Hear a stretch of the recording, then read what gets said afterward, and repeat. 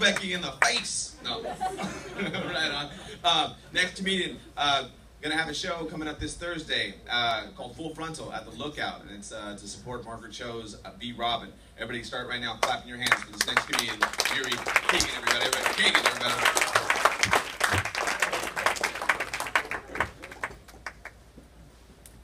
Give a hand for Carlos. Alright, we're waking up. I just saw the Book of Mormon. Anyone seen it?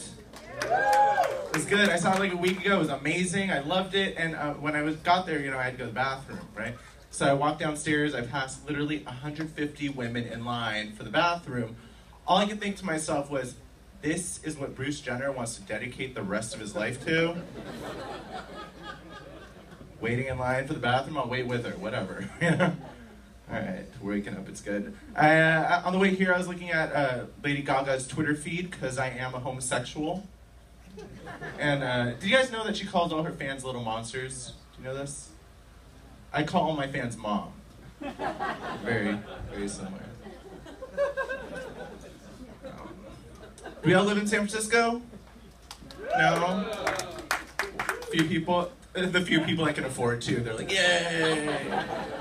I live in a part of San Francisco, maybe you guys have been there. There's a really expensive personal drip, coffee place with the weird gluten-free pastries right across the street from the Walgreens and the laundromat. Right across there's that really, really expensive barbecue place. Normal places in the rest of the country is like $5 for ribs. There's $40. Have you been there? Have you been there? No? I live, so the only difference is from the rest of San Francisco is I live on the block where when I buy my coffee, I can also buy my meth. It's a Tenderloin. Have you guys been there? Anyone? It's pretty amazing. It's alright. Tenderloin's not a great neighborhood. It's not something to brag about. It's a pretty bad neighborhood. You don't want to end up there. The thing is, have you ever noticed in bad neighborhoods, there's always a sign that says something like, Jesus saves. Anyone else see this? It's always in a bad neighborhood. It's always like, Jesus saves. I feel like they should finish the sentence to, Jesus saves everyone but you from being here right now. Just make more sense. Okay. Right.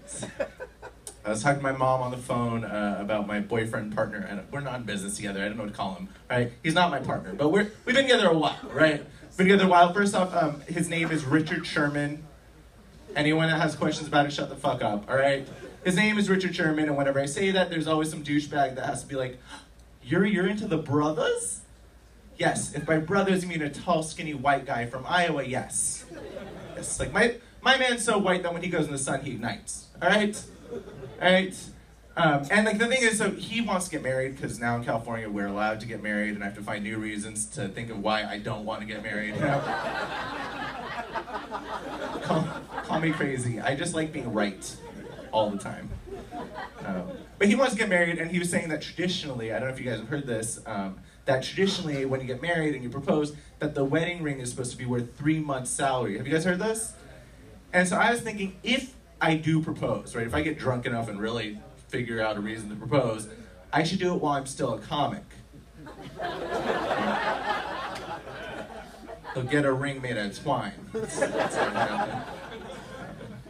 I was talking to my mom about him. We had a lot of small talk, which is weird. Small talk is a weird thing. It doesn't describe what it is, right? It's a lot of talking for something that's really small. It's like 45 minutes of, Mom, please stop telling me I have a shitty job. Ask me how I am. Okay? I was talking to her on the phone. I was like, Mom, we just found out Rich has cataracts. And my mom says, that's what you get for dating an older man. I was like, who the fuck am I dating? Hugh Hefner? Like, really? Really? And she's like, if you did, you wouldn't have money problems. But let me explain something. My mom's logic, she used to tell me as a kid things like, marry for love, you're a fool. Marry for money, get a pool. Right? I think that's how it went. She just has a different logic, okay? And it's true, we're both in our 30s. He has cataracts. Last year, I broke my hip, don't ask. Next year, we're hoping for a low-T commercial. Shit is getting real fast.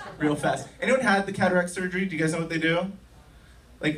It's freaky because they take your lens out, they give you a new one, right? And my man's freaked out. He's freaked the fuck out, which is understandable, right? It's understandable, it's scary, and I was like, you know, everyone's grandma and grandpa's had the surgery, get over it, you know? And, like, all the bullshit you're supposed to tell people, like, you're safer getting cataract surgery than being in a car, you know, all the crap people make up. The thing is, he's freaked out. He's a grown man that's jumped out of an airplane before for fun, but eye surgery scares him. Right? Like, if I was gonna be like, hey, Rich, let's get a tattoo. I have a needle. I don't even know if it's clean, but he'd be like, let's go. Right? If I was like, we have an airplane to jump out of, I don't even know if we have a parachute. He'd be like, okay. But eye surgery scares him. He's so freaked out. I was like, I know, let's go to the ocean. The ocean heals everything, right? Like, you just feel good. It's that weird mix of sand, must, and smelly piss. Like, the ocean's amazing. It's great, right? And so the thing is, we went to the ocean. He was relaxed. He felt better. And the thing is, I just told him we went to the ocean. We passed through the Tenderloin, drove by this guy that was urinating. I said it was a waterfall. He can't see it. He has cataracts. He can't see it. I'm afraid to get a surgery too soon because then he'll see what I look like at all times. Not good. I'm afraid to get a surgery too soon because, like I don't know, most people's men, your men might be a little different than mine. Like, most people's men, before you go to bed, they give you a nice healthy tap, ask you for sex, right? My man gives me a nice healthy tap and asks me if I did the dishes, right? That's just where my life is, okay?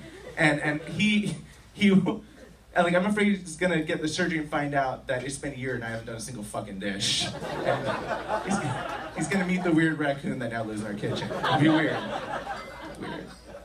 The way we found out about his eyes is he went to LensCrafters. Does anyone here go there? No one. All of you have insurance? Go fuck yourselves, okay? All right.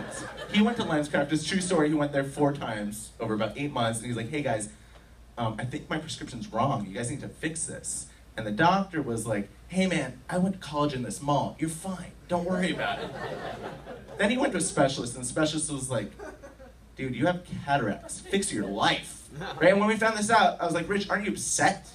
Aren't you angry? Don't you want to go down to LensCrafters, be men, kick someone in that balls, you know, get angry, do what we're supposed to do?